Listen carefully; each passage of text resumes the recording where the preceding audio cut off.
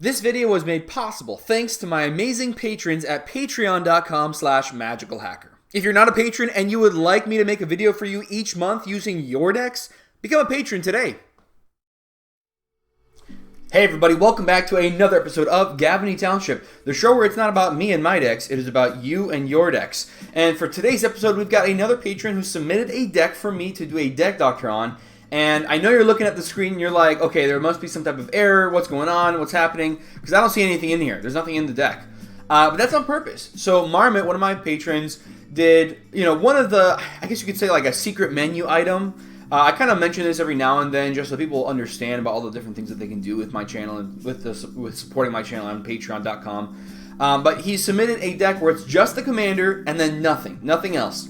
And so essentially he said, I really like this commander. Grimgrin the Corpse-Born is one card that I've loved for a long time, but I'm not exactly sure what I want to do with it. Do I want to do zombie tribal? Do I want to do some type of aristocrats deck? What do I want to do? I don't know. Why don't you figure it out? Help me out with that. And so that's what I'm here going to be doing today.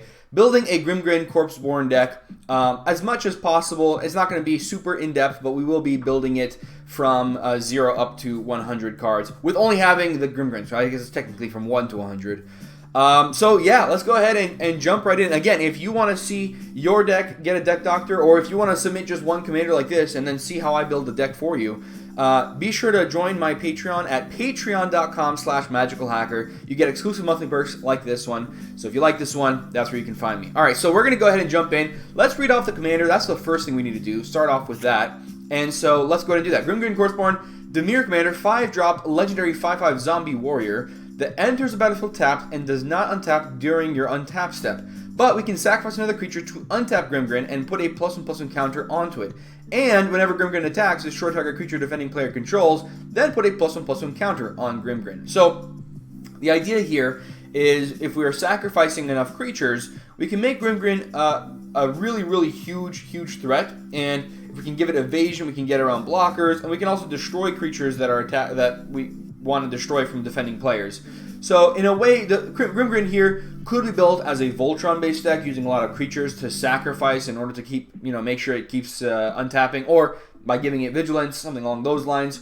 Or what we could do is go for a deck that cares about destroying opponents' creatures by sacrificing your own creatures. So in essence, you sacrifice one of your own creatures, that allows you to attack with Grimgrin, and that allows you to destroy another creature. So you are making these 1-for-1 trades, which I've always mentioned this as a commander, not a huge value play that you can do where you're trading one card that you own for one card your opponents own. But if we can make enough tokens, then we're not actually trading one card that we own. So we can just destroy target creature from an opponent, and we just sacrifice one of our own tokens to do that. On top of that, if we can give Grimgrin vigilance, we don't actually need to have it. We don't need to have the creatures there to sacrifice. So for right now, kind of taking a look at the commander, my idea is this. I want to make sure that it doesn't get blocked. I think that'd be a huge possible way that it could stop doing what it needs to do. We want to make sure that we can give it vigilance. We want to make sure we can give it evasion. And then the third thing we want to do is we want to make sure that we can, maybe if we can attack multiple times or some other way to have multiple Grimgrins. Oh, I think that would be pretty nice here. But it's going to be tough to do all that in blue and black, especially the vigilance. I think we're going to have to go more for equipment in order to do that. And at that point, we're playing so many equipment. We don't have white, we don't have red. Those are the two main equipment-based colors. So yeah, it's a tough one here. So we can untap it with sacrificing, put counters on it. The counters doesn't really matter that much. And then the untapping here is more useful for when, if we don't have vigilance. But if we have vigilance, that's just strictly better. So what else could we do here? We do need to figure out a way to untap it the first time. So we do need to have at least some things to sacrifice. Okay, so we definitely need some tokens. Maybe the value in Grimgrin is the fact that it's a sack outlet in the command zone. So what if we just go for an aristocrat-style deck where Grimgrin is helpful but not completely necessary? So we can do the whole deck as a blue-black aristocrats deck, but there are other cards that can be more useful than that. So if I were building aristocrats, I'd be looking at other cards that would be even better. And there's one off the top of my head that I know there is one, but I can't remember what it is. Let me just do this here real quick. There's one blue-black commander that I remember really liking. Let me see if I can find it really quick. It was a newer one.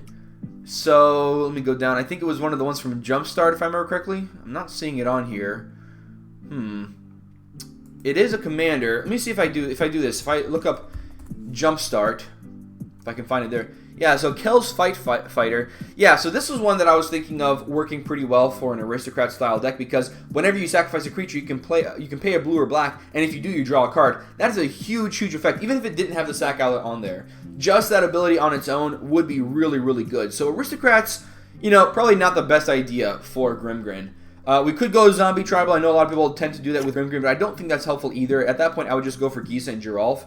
So if we've got aristocrats, that's out. We've got zombie tribal, that's out. Is there something better for Voltron in this colors? I mean, there's not very good colors for Voltron anyways, though. Let me just take a look to see if there's anything else better for Voltroning.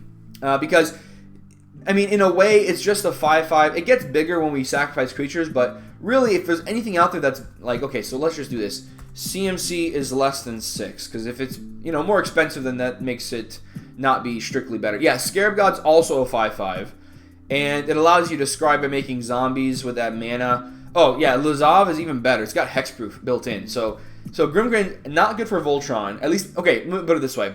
It's not the best commander in blue and black for Voltron. It's not the best commander in blue and black for aristocrats. And it's not the best blue and black commander for zombie tribal. So what in the world can we do with it? I think we've just got to, the only option here is to try to take advantage of the fact that we can destroy target creature defending player controls. I think that's going to have to be it. I think that's going to be where we're gonna go with this one. And if someone destroys it, it probably won't be a huge part of this deck. Let me just take a look to see if blue and black has something else that can be used for this. So we're playing a lot of, well, actually, we'll probably be playing a lot of board wipes. Would we actually? We can play a lot of token makers that are not on creatures. We can make enough tokens that we can untap our Grimgrin, give Grimgrin indestructible with a few cards. I mean, there's some black ones, and there's some colorless ones. Most of the time, it's in green and white. At least that I can think of. I guess maybe black has more than green. But alright, so we're wanting to go for a control build. So what can we do here with control? Is there something that's better for that? And the reason I'm going into it this time is because if we're really going to be trying to figure out what Grimgrin is going to be good for, we've got to figure out where it has an advantage over other commanders. Because if I were to say, oh yeah, let's build zombie tribal, then obviously, you know, why would we not play Gisa and Geralf? That would be an upgrade to this deck, and I don't want to make a deck that's easily upgradable by changing out the commander. I want to make a deck that's like, no, for this style of deck, Grimgrin is definitely the best commander for this, so that's where I want to go. So, let me take a look here. Tygum kind of does something similar, but it does use up cards from our graveyard, so that might be a little bit harder to do compared to Grimgrin, although it does give you the extra card draw, or not a card draw, it gives you, like, you get to dig through stuff. So, I don't know. Tygum and Grimgrin, they both seem pretty good for a control-based build, but it's not clear which one is strictly better. Yeah, everything else here, so that's artifacts, that's something else. Atris, that's going to be ETBs.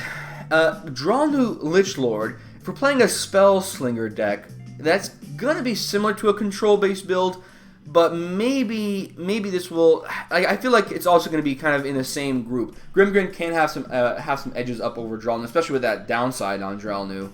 When there's Blasphemous Axe rolling around, you definitely want to make sure you're not having Dralnu take 13 damage. That's a huge amount of permanence to be sacrificing. Surku, that's a different story. Yeah, when it looks like, yeah, to me, it looks like a control-based build could be where we want to go with Grimgrin. Okay, so we've gotten an idea of what we want to do.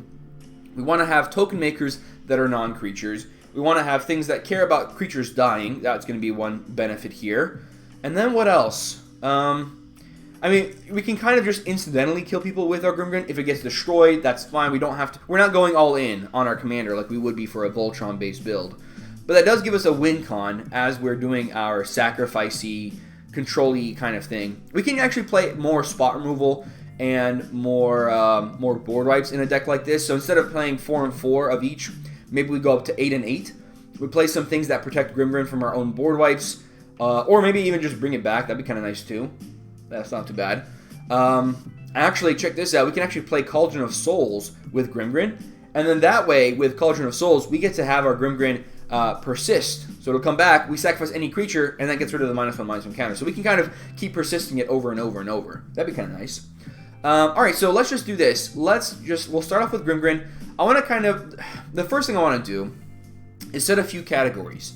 And normally I use an Excel sheet, but for this time, I'm not going to do that. So we'll do this. We'll use Chromatic Orrery to represent ramp. And so here I want to have 8 ramp in a deck like this. Now, 2 of that is going to go into the Well, actually, we're playing blue and black. So let me take a look here. There's not anything else. One of those cards is going to go into the mana base. So we have 8 ramp. One of the cards is going to go into the mana base. We'll set up a mana base one here, which is going to count as ramp and as a mana base. So I can do this, and then I can add, let's say, add 1 to the deck. So we'll put that. Actually, we'll do it like this. So we can put the Temple of Silence. Can I add 10 now? No, I got to do this one at a time. All right. Well, that's not super helpful, but we'll just we'll do a time lapse here. And number 36. So there we go. We've got 36 cards in our mana base, 8 cards in our ramp. So now we can start off with some spot removal. Well, actually no. We've done ramp. Let's do card draw. I'll represent that with Mangara. So we'll add in 9 card draw here. Again, we do have 9 ramp. Just one of them's in the mana base, and that's going to be our Soul Ring. So we've got here 9 card draw, and after that we will go for. Let's go for spot removal. We've got Oubliette. We're going to actually put in 4. We normally put in 4 cards, but we're going to put in 8 cards this time, so we can keep track of that one pretty easily. So 8 cards in this category for spot removal. We'll put some things that care about things dying, because there are quite a number of them. Let's go for board wipes. Let's go for Rolling Earthquake to represent board wipes here. It is kind of lucky that a bunch of these things that I recently purchased from a couple of recent sets, they're going to be all here on this page that we can kind of use to help us out. So we've got 8 board wipes, 8 spot removal, 9 card draw, 9 ramp. One of them is in that board in the mana base. What else do we want for a Grimgrin deck? We want to have some ways to give vigilance, because that's going to be an important part of this deck. We don't actually, you know what? Hold on a second.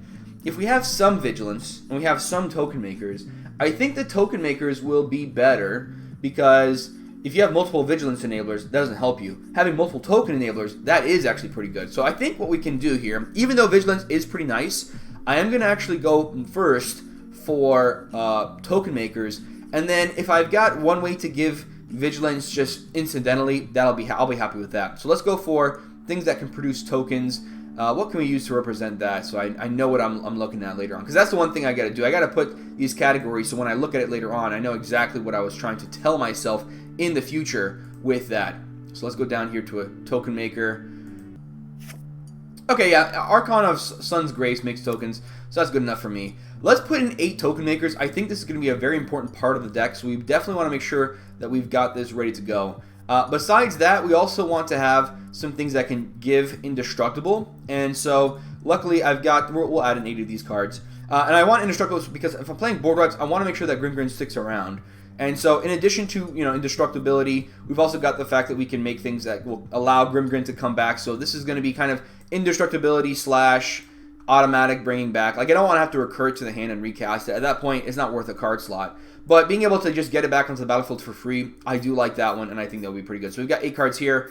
So we're looking to include, looks like another 14 cards. We're kind of running out of room, but that's good. We're in a good spot here. So what else do we want to include? We've got Grimgrin. I want to have some things that care about creatures dying, whether it's our creatures dying or other people's creatures dying. So I think that's going to be an important part of this. So I'm going to go ahead and use, as a representation of that, something that cares about itself dying. I don't know what that would be. Oh, here we go. Bastion of Remembrance. That's a good one. So let's put some things that care about itself dying. Obviously, Bastion of Remembrance is kind of a small effect. We're probably not going to be using that one.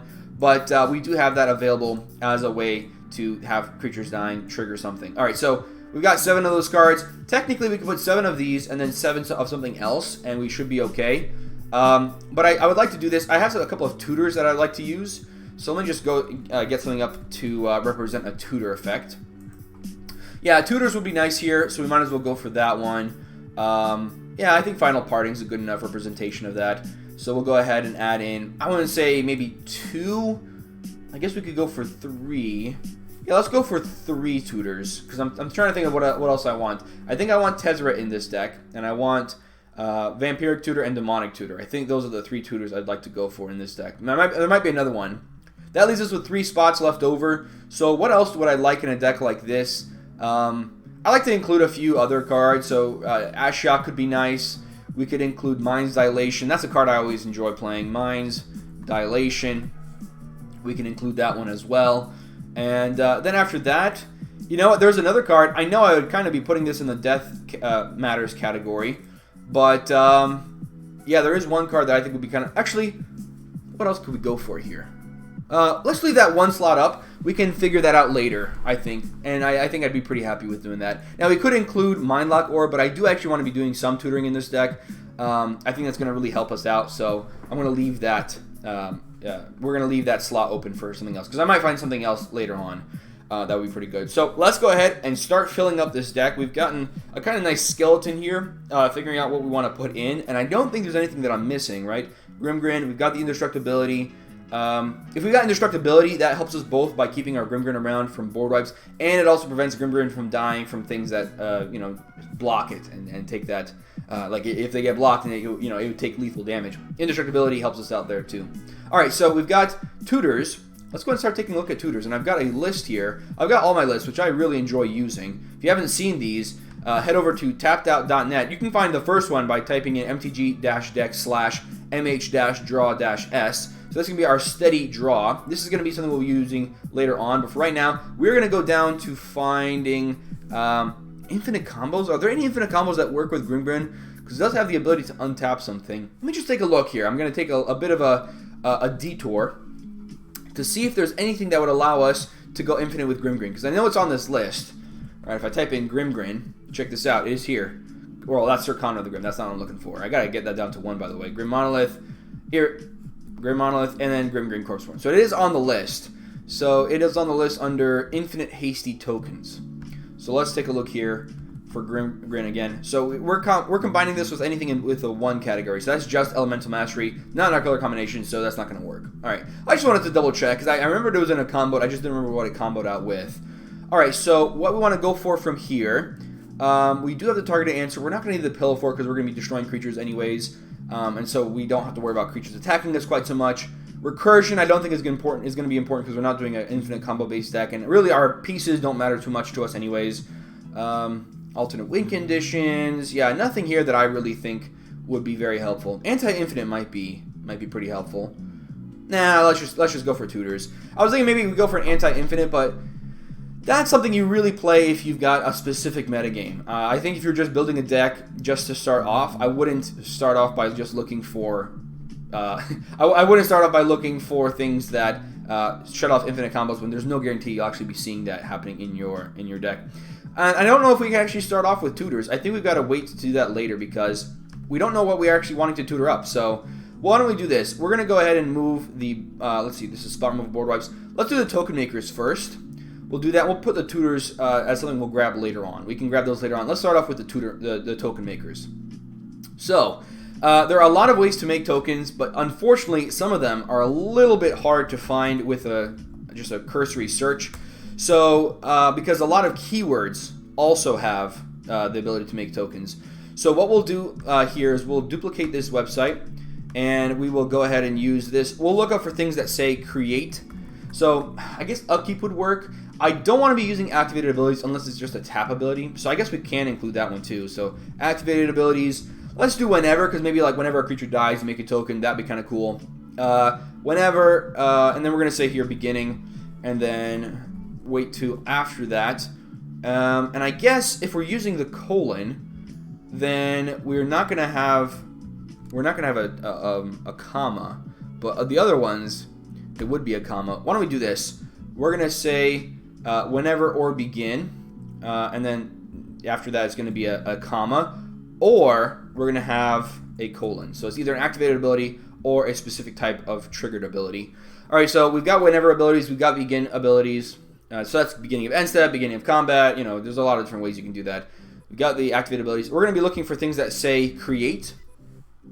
But that's not the only thing we want to do. We also want to look for things that say amass, because that's one that I know of. That's a way to make tokens. So the reason I open up this list is because I want to look up at Yogg-Sothoth. I've never used this one on my channel, but I think it would be pretty helpful for us to use. And you know, that does actually remind me of something else I would like to do here. So let me take a look here. What things can say create? And I'm sure this is going to come up a lot. Yeah, so we've got 178 uses of that.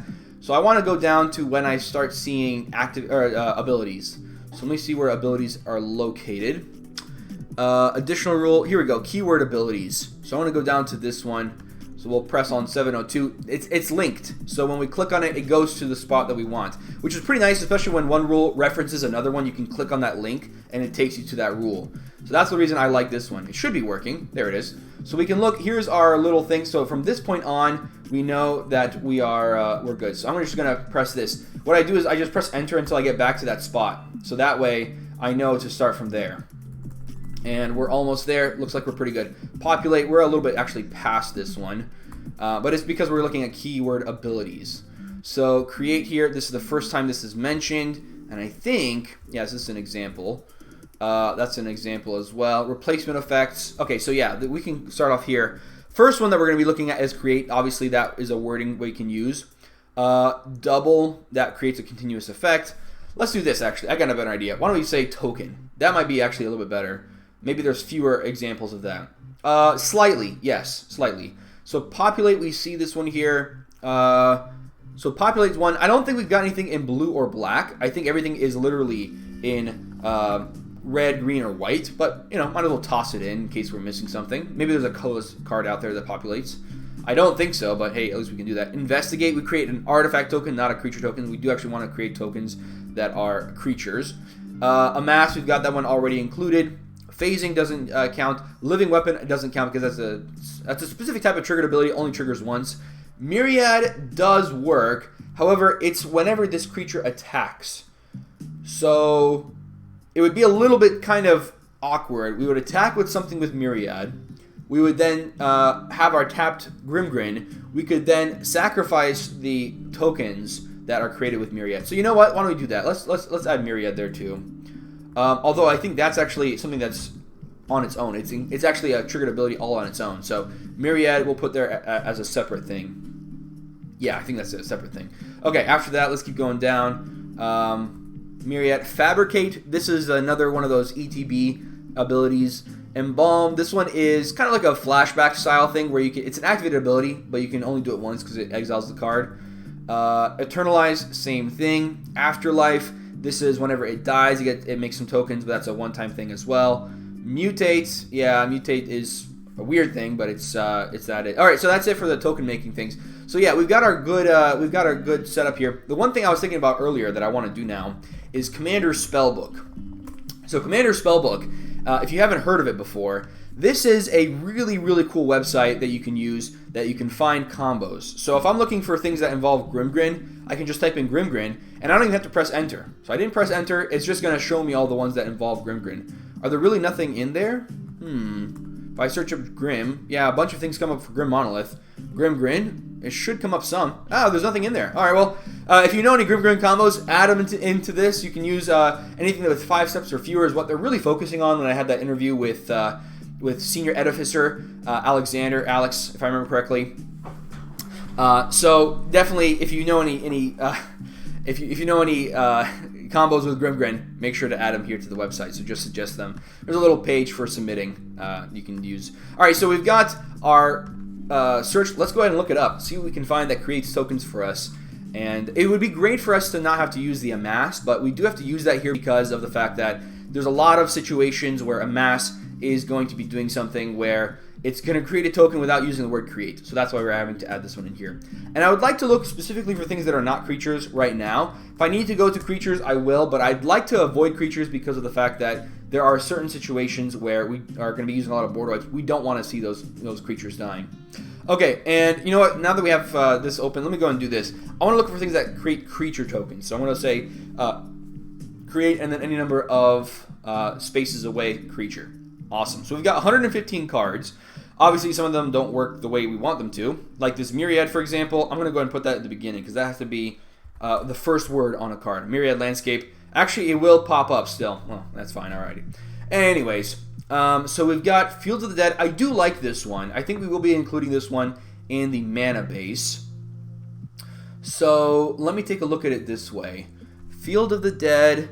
Forbidden Orchard makes somebody else have a token. I like Helm of the Host as well. It is pretty expensive. Let me see if I can find things that are a little bit cheaper than that. So I'll go ahead and start off with the CMC. I think that's going to be the way I'd like to do this. We will get all the lands here at the top, which is fine, but we have a lot of things that sacrifice.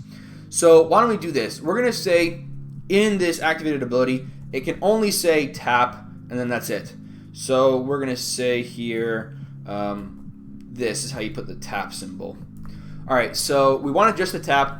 Anything else we can do? We could say pay life. Let me see here. Pay life. We don't want to sacrifice. We don't want to pay mana.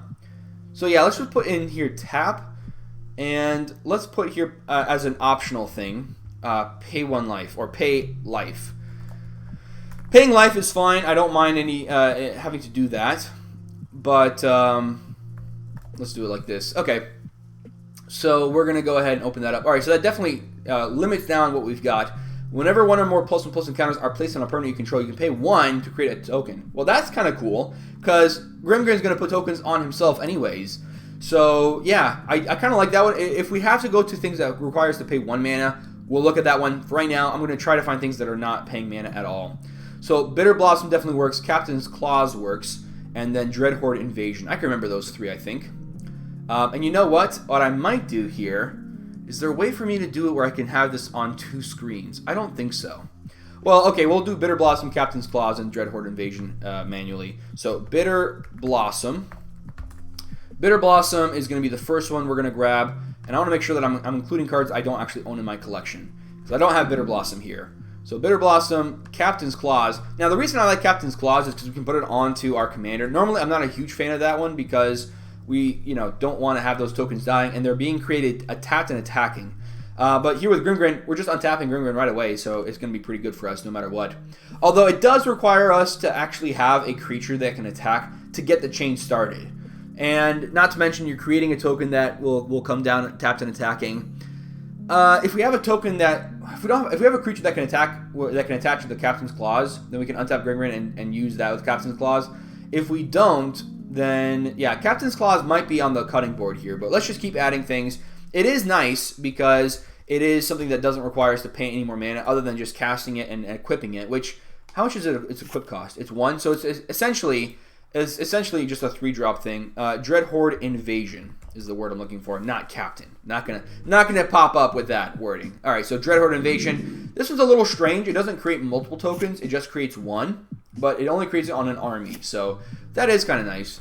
So we've got those 3. Genesis Chamber, whenever a non-token creature enters the battlefield. So if we've got Grimgrin in the command zone, we can then play Genesis Chamber, play out Grimgrin. It will make a token. We can untap it right away. That is kind of nice. And it is 2 mana. It does create tokens for our opponents. So if we're playing a lot of sacrifice effects, which we will be playing stuff like, I don't know if we'll play Call to the Grave, but we will be playing Grave Pact and Dictate of Erebos. This actually will shut down that. So it's a non-bow with what we're planning on doing with the rest of the deck. At least what I'm planning on doing with the rest of the deck. So that's why I probably wouldn't want to include that one here. Mirror Mockery creates a copy of the token, so it's going to Legend ruled with our commander, unfortunately. So Mariette Fabricate Slumber creates 1 token where you're sacrificing this card. This is about non-token elves. This requires opponents to be discarding cards, which I don't think we'll be able to do that. This also allows opponents to create tokens. Same thing with Curse of Shallow Graves. This one, well, we're putting creatures into opponent's graveyard from the battlefield, so that's going to just get turned off very quickly. We're not casting Merfolks.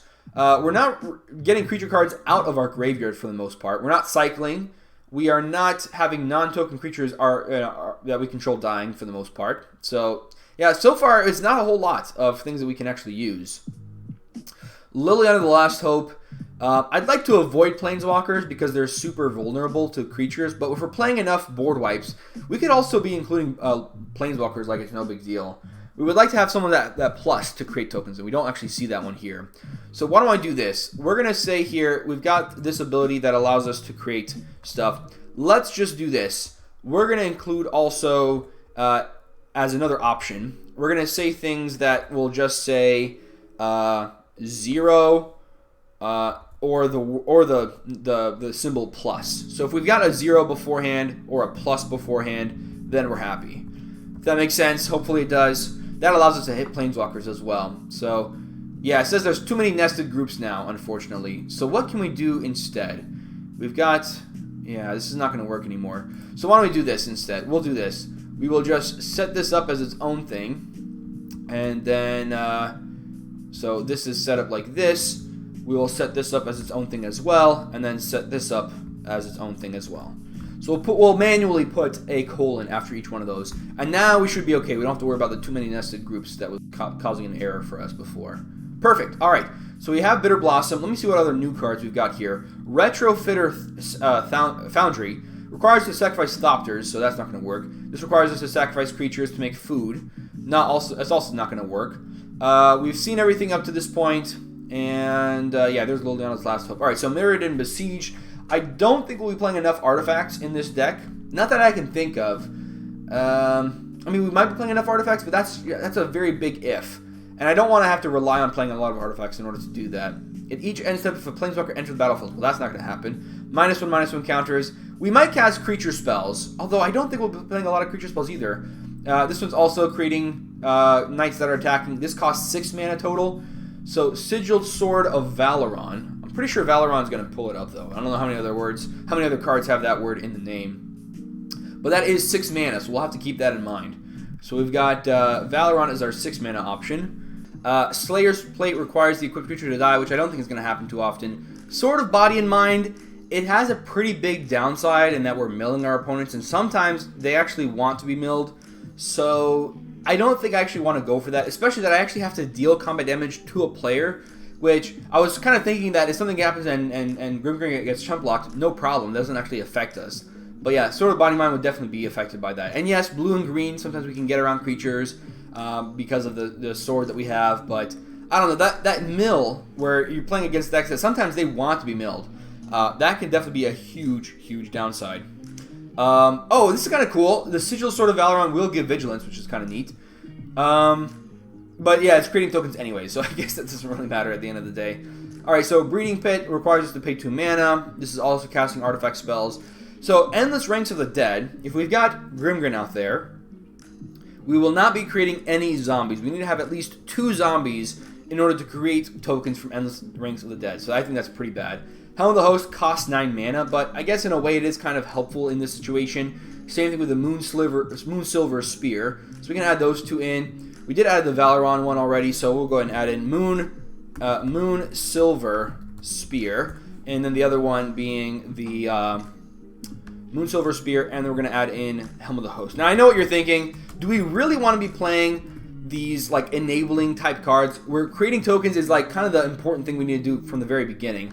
Do we really want to be playing cards that require us to have 8 or 9 mana and have a creature to equip to? Do we really want to be doing that?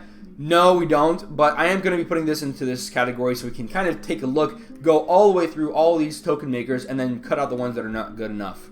So that's kind of the idea here. Alright, keep going on. Parasitic Implant. Enchanted creature's controller sacrifices and you create a 1/1. Well, that's going to be a one-time thing. It's not going to do anything else.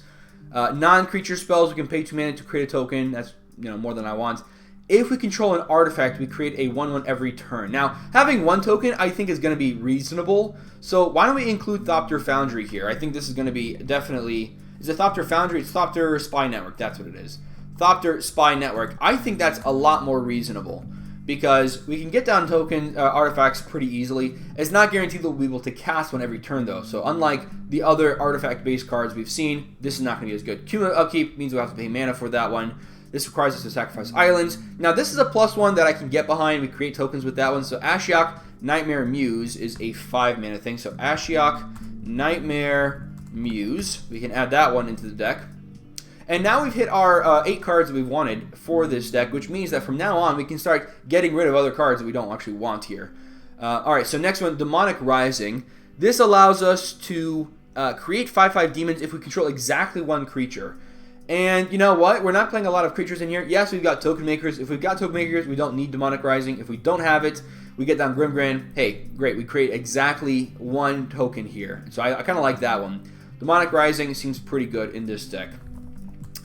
So let's go ahead and add that one in here. Demonic Rising, add that one in. And the first one I'd like to drop off is the most expensive one, which is Helm of the Host. So that one, not as good.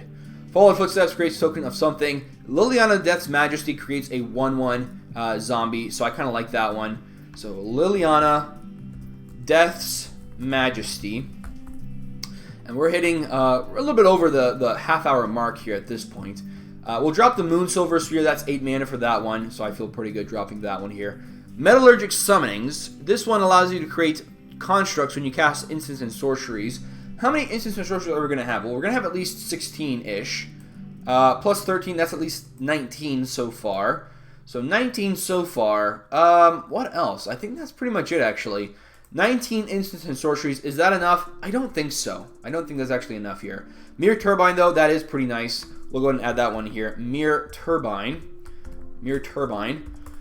So at this point, we should have enough cards we can drop the Sigiled Sword of Valeron. And so now we've got Bitter Blossom, Dreadhorde Captain, Thopter Spy Network, Ashiok, Demonic Rising, Liliana, Mirror Turbine. These all care about just having out themselves. You can maybe have out Grimgrin too, but really the point of these is that we don't need to have Grimgrin untapped in order to start making tokens. These all do it just even if it's tapped. So that is pretty nice here. Captain's Claws, though, that is a little bit of a different story. So let me see if I can find one more 5-drop card that allows us to create tokens. So let's see here. Minion Reflector, Mirror Turbine we have in the deck. Whenever a non-token creature you control dies, so we're not going to be doing that a lot. I do like Tezzeret Artifice Master. That one does seem pretty useful here. So let's go ahead and do that one. Tezzeret Artifice Master. And then that way, we've got enough where we don't need to use the Captain's Clause. So Tezzeret Artifice Master. Awesome. So we can get this one into the list, drop the Captain's Clause. Yes, it is 2 mana, but it is something we have to wait until we get Grimgrin down anyways and have it untapped. So this is pretty good. We've got all of our token makers. I'm pretty happy about that. We can drop our just incidental token part here. All right, so now, I guess I'm going to have to do this every time. I'm going to move this into a new category. There are our token makers. I'm feeling pretty happy about that. I think that's going to be pretty good. Now, there are a couple of them that only create 1 token, but that doesn't matter to us. I think we're just trying to get a 1 token made so we can keep untapping Grimgrin. So the next category are things that care about other creatures dying. And it could be our own creatures, it could be opponent's creatures, but that's going to be a huge part of what we want to look for. So let's take a look for it this way. And nice thing about, I want to mention one thing here. All of these cards don't require any creatures to be on the battlefield. Although I guess technically Demonic Rising does, because we have to control 1 creature in order for that to trigger. But at the end of the day, you know, we're not going to be wanting to make tokens anyways until Grimgrin's on the battlefield. So I think we're going to be mostly fine. All right, so yeah, now we've got our cards here. What do we want to go for next? We're gonna go for, I forget what it was. Things that care about things dying. So we're gonna say whenever die, and we'll see if we can find something that's gonna be good. We have a lot of cards to go through for 101 cards. So we're gonna say this. We're gonna put a comma here, and then we're gonna say things that we might want. So we might want to say sacrifice. That could be pretty nice. We could say draw. Those are also going to count. We're going to say here search. If we can search for things dying, that's pretty nice as well. Without, and so this is going to be you know, things that care about things that, you know, can do stuff without paying its mana cost. That's why we put without there. Battlefield, if we can put things onto the battlefield for free. Let me see what else. What else do we want to include here? Sacrifice, draw, search without battlefield. What else would we want to do that we could do from things dying? I think that's pretty much it. Let's just go ahead and go for it this way. See what we can find.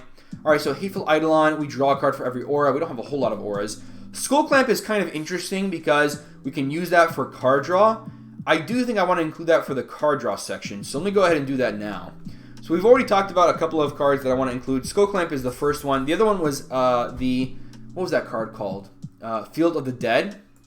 So we can go ahead and add this one into the card draw section and drop Mangara. We can add in Field of the Dead. Field of the Dead. We can add this one in for that chromatic from the Temple of Silence. So let's go ahead and do that one. Add that one in. Drop the Temple of Silence. And then we can also drop the Chromatic Orrery because we can put in a Soul Ring instead. Because we know that's one card that we actually want in this deck here. So Soul Ring is going to be pretty helpful. In most decks it is. Almost every deck. Not every one of them because there are certain exceptions. But for this one, it's definitely going to be the case. Alright, so we've got Soul Ring and Field of the Dead. Those are going to stay in this deck here. So I'm feeling pretty happy about that. Alright, so we've got, yeah, let's go ahead and take a look at our search here. Skull Clamp we've included. Scythe of the Wretched. Whenever a creature dealt damage by a quick creature the creature this turn is put into a graveyard. So I don't think that's actually going to be helpful for us because we're not going to be dealing direct damage to things. Undead Augur. Whenever another zombie you control dies, well, we're not going to be sacrificing zombies specifically. That's not going to be the case here. Dark Prophecy. So this one's pretty interesting. We can use this one to have our creatures when our creatures are dying. We're drawing cards and losing life. I kind of like this one. It is going to be like another version of a Friction Arena, although it could be better. Could even be better than a Friction Arena. So we're going to go ahead and add that one. Whoops. We're going to add that one in as a draw effect. So Dark Prophecy. Yeah, it's kind of interesting. I'm accidentally finding the card draw here while I'm going for this. And it was partly because I searched up draw, but sometimes the things that will be going into this category will not fit the card draw necessarily. So I do want to actually have that one separate. Whenever a non-token creature you control dies, non-token, non-token, non-token. This is with -1/-1 counters. Return that card if it's a samurai. Non-token, dragon. Whenever a crypt creature dies, you may put a creature card. We're not going to have a lot of creatures in here anyways. We can pay 2 life to draw a card. That one's a little bit tough because paying 2 life is a pretty big, cost, I would say. I wouldn't be super happy about having Erebos in this deck because paying 2 life to draw 1 card is pretty expensive. I know a lot of people like that. They've got Greed, they've got, there's Arguel's Bloodfast, there's Erebos, the previous version, but I think Erebos here is going to be a little bit not super great. Grave Pact, I do like that one, and I do already see the Dictate of Erebos, so I can go ahead and add both of those in. Dictate of Erebos, we'll add that one in, and then the other one we'll add in is going to be the Grave Pact. Grave Pact. So yeah, when we're sacrificing our creatures to Grimgrin, we also make everybody else sacrifice a creature too. So we can kind of get into the situation where we've just really locked down the board. People can't do what they want to do anymore. Aetherborn dying, non-token. This is creature of the chosen type dies. This is a little weird because it is a creature. So if we're playing a board wipe, then we're going to be, doing stuff there. I would probably want to include it into this category, not include it with the card draw because it is a creature. But there's not even a guarantee. Like, if we don't have a token maker out in the battlefield, we are not going to know what to pick. In this case, we'd want to pick Thopters. In this case, we'd want to pick Mirror. In this case, we'd want to pick Zombie. In this case, we'd want to pick Demon. In this case, we'd want to pick Nightmare. This one, we'd want to pick Thopter again. So at least we have 2 Thopters. This one is also Zombie, so we've got 2 Zombie makers also. So we can put those 2 together. And the last one here is Fairy. So we've got, 2 cards that are both making Thopters, 2 cards that are both making Zombies. It's hard to get this one down and know what we actually want to target, or what creature type we actually want to select. So that's why I'm not going to go for that one. Lifeline is kind of cool. We can sacrifice our real creatures. The downside here is that it makes it makes our commander not do what it wants to do anymore. If we try to destroy something, then afterwards it's going to just come right back. So it's going to be pretty bad for us. We can draw a card, discard a card. It's fine, but not amazing. It's also a creature, which is kind of eh. Dealt damage. That's not going to be something we can really rely on. Harvester of Souls. This is one of the cards that I was thinking of. Same thing with Liliana Dreadhorde General. These 2, I think, are going to be really good effects that we can put into this category. Really, these last 5 effects are all really cool effects. So Harvester of Souls, Liliana Dreadhorde General, and then Butcher of Malakir. Let's go ahead and add those in. Harvester of Souls is going to be the first one. And so, I know what some of you might be thinking, well, if we're including that one, why can't we just drop down one of our card draw? But we really can't afford to do that because this is a 6-drop card. We don't have that guaranteed to be coming down, especially that it's a creature. We're going to try to find as many non-creature sources of card draw as possible. So, Liliana Dreadhorde General. So, kind of a nice... I'm kind of noticing just like an incidental sub-theme here of Planeswalkers. I don't think we'll have anything that we can use with that. We do have the Oath of Jace and the Oath of Liliana, but those are both not that great that we can really use them to much effect. So I don't think we'll be including anything that cares about Planeswalkers, but who knows? Maybe we'll find something later on. Maybe Chain Veil could be kind of interesting. But yeah, Liliana Dreadhorde, then we're going to go for Butcher of Malakir. So this is another effect, just like the Dictate of Erebos and Grave Pact. We can get this one down. The other one that we want to go for here is going to be...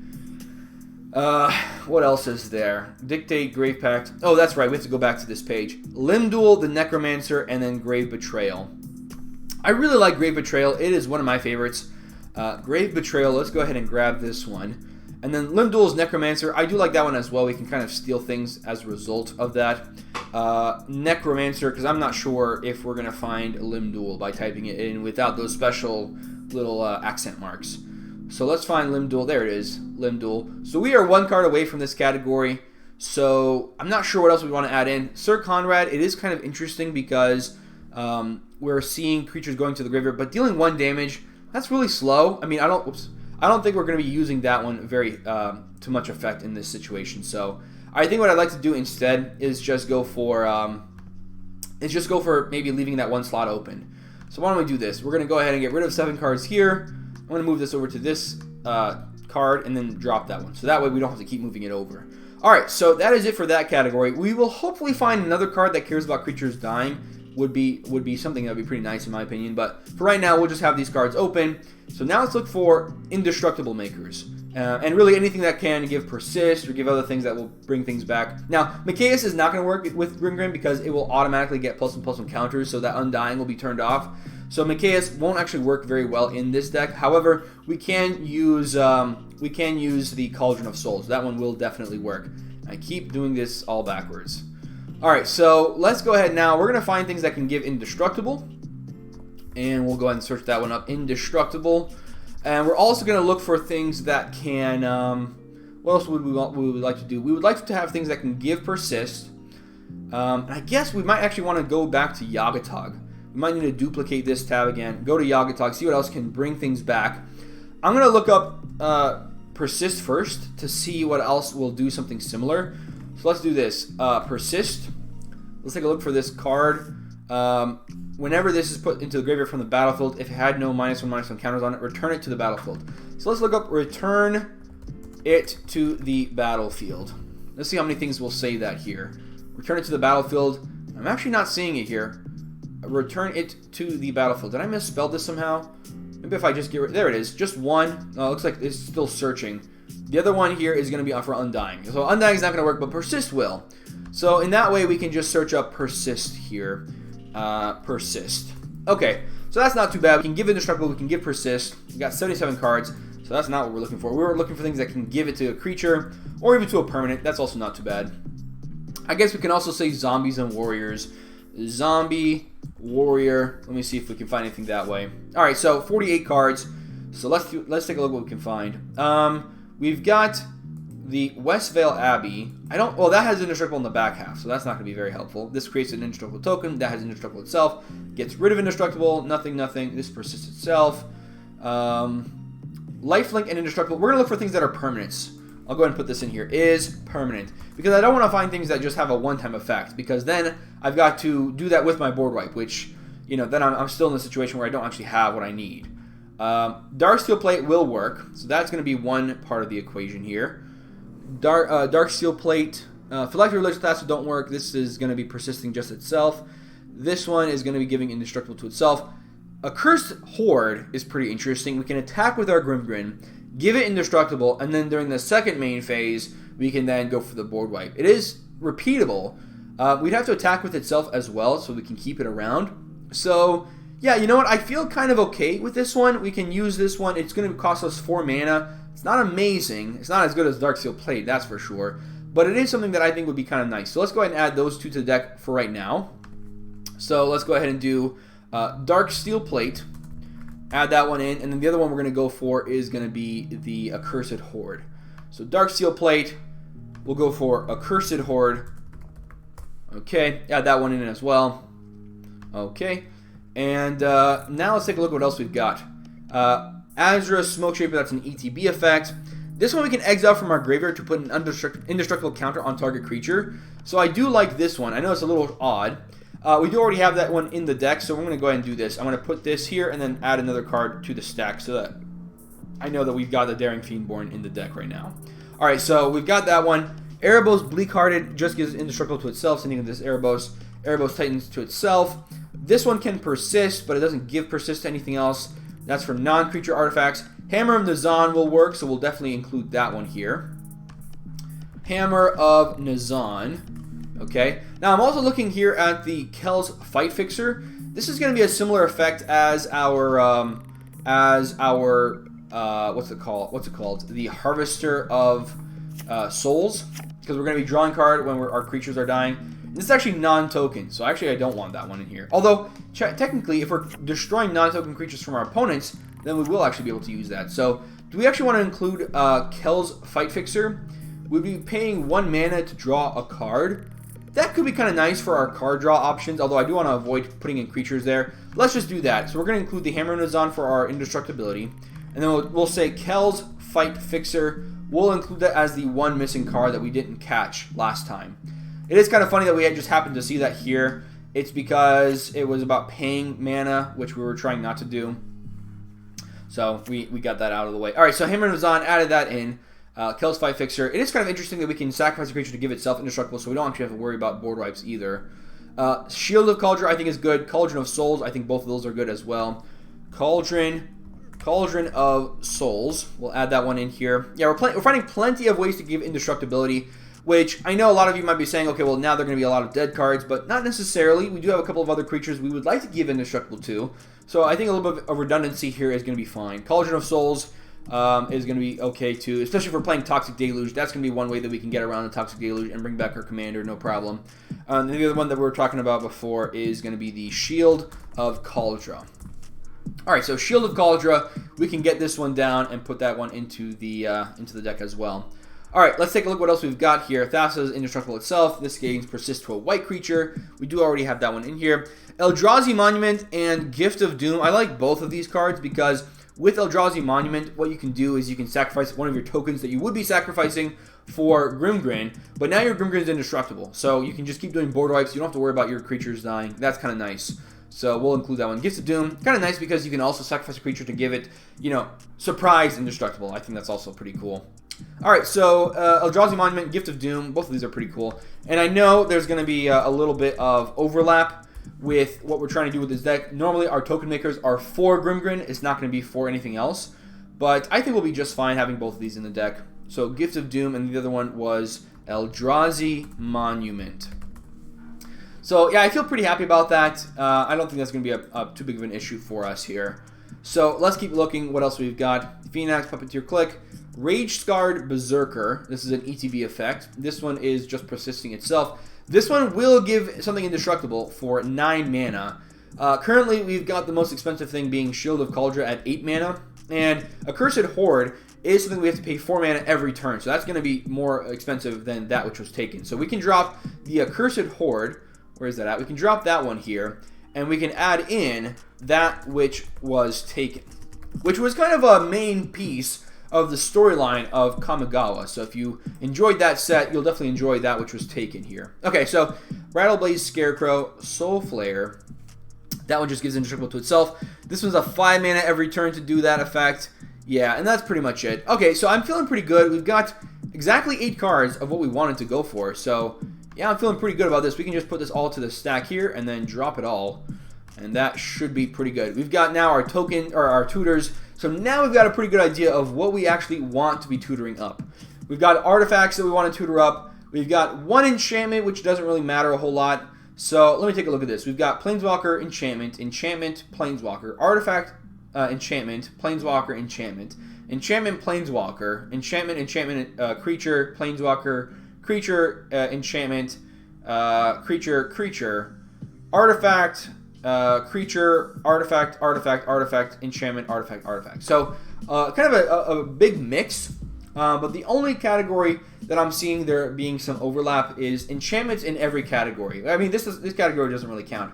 But we've got enchantment here with Thopter Spy Network, we've got enchantment here with Grave Betrayal, and we've got enchantment here with Gifts of Doom. So if we can search up enchantments, we're pretty happy. If we can search up Planeswalkers, that gets us in just 2 categories. So that's Liliana, Dreadhorde General, and this other Liliana here. We can go for both of those. So we've got tutors in Planeswalker terms. That will allow us to get those 2. What else can we go for? Artifacts will get us Mirror Turbine or something over here. Creatures can get us Daring Fiend Bonder. Yeah, Daring Fiend Bonder. We can grab a Limb Duel, the Necromancer, and we can grab... Actually, there's nothing over here. So Creatures gets 2, Artifact gets 2, Planeswalker gets 2, Enchantment gets 3. So I don't think there's any enchantments for blue and black outside of the ones we've already talked about, Demonic Tutor and Vampiric Tutor. And I'd like to try to avoid paying 3 mana or more for a tutor, so Transmute stuff is out, Grim Tutor is out. What else would we want to include here? We've got options to go for Mystical Tutor. I don't think that's very helpful. Imperial Seal is a sorcery, so putting it on top is kind of bad too. Yeah, I feel like this is pretty good. What was the third one? Oh yeah, Tezzeret. Tezzeret actually can't work for our artifacts. We can actually drop one of these Final Partings because we only have 2 cards that we want to use for tutoring. If we've only got 2 tutors, is it worth going for Mindlock Orb instead? It actually might be because we're only losing 2 cards. Yes, they're 2 important cards, but you know what? We could actually do it this way. We can include those 2 tutors and Mindlock Orb, and then that way we just don't play search effects anywhere else in the deck, so that if we don't have Mindlock Orb, we still have access to those tutors. If we do have Mindlock Orb, you know, we can just wait until somebody destroys it and then go for one of our tutors that we have. I feel pretty okay with that one, so let's just do that. Mindlock Orb. We could go ahead and grab that one here. Mindlock Orb, we can add that one into the deck. And that would allow us actually to use Tezzeret to search it up. So we could actually add Tezzeret to the deck. So why don't we do that here? Tezzeret the Seeker. We can add this one into the deck. We can add Demonic Tutor and Vampiric Tutor into the deck as well. And I feel pretty happy about that. We've got options we can use on lots of different things here. So Tezzeret the Seeker. We've also got, what else do we want to include here? Demonic Tutor, and then also Vampiric Tutor. And we can add that one to the deck. So Demonic, I probably should put in, well, there it is. Doesn't really matter. Demonic Tutor, and then lastly, Vampiric Tutor. Alright, so we can add those ones into the deck. I think those are the only tutors that I can think of that I actually want to include here. And now we've got exactly, now that once I drop these 2 cards, we've got exactly 99 cards. Now, with Tezzeret being in the deck, I actually do want to find an artifact that I can grab with it immediately. That does mean we can drop the Mindlock Orb. But I mean, it's just such a cool effect, and we don't need to have tutors in this deck quite so much. We've only got 3 cards in the deck that tutor up anything, and then the rest of this stuff is not going to be doing that. So I think we're going to be fine. Like our ramp here, not going to be tutoring up stuff. We're not playing green, so we're going to be just fine. We're not going to be going for that anyways. Obviously, the ramp and the spot removal and the board wipes, those are not going to be doing it. And then we can build a good mana base without searching, so that's not going to be a problem either. So I do like this idea, but I do want to have at least one option for ways to create the ability. I want to have at least one way to find something with Tezzeret. And the one that I saw earlier that I really liked was that that card from Kaladesh. And whenever we put counters on something, we can make tokens. But that is kind of a weird situation where we're actually, in a weird way, we're actually having to untap our commander first. So we have to activate Grimgrin at least once before we can make any tutors. It doesn't enter with any counters on it, so we can't use that ability on the artifact itself to do that. So it is going to be kind of a weird situation. Let me go back to this search that I was using. So yeah, animation module. Yeah, so we can't actually give a counter to Grimgrin to get this, starting to make tokens, unfortunately. But that said, we can, modify our search here and go for something a little bit more, a little bit easier to search. So we're gonna go ahead and say we want to get rid of all the whenever, beginning, all that stuff because we didn't really. Well, actually, we probably want to do that. We're gonna say this. We're gonna put over here. We're gonna put a symbols. We're gonna look for anything that has 1 blue, black, or colorless, or I guess snow could work too. Maybe we'll find something like that. So we'll go ahead and include this one in here, and we will copy this one. We will make sure that we're putting it here. I think it's tap and then pay mana. No, it's mana and then pay tap. That's right. So we'll pay the mana and then tap. I wonder though, did I put the pay life out of order? I might have. So I'm going to take a look at that after this. Tap and then pay life. Not seeing it here. I can find a fetch land though. If I find a fetch land, it will show me the correct order. Sometimes you just forget how things work exactly.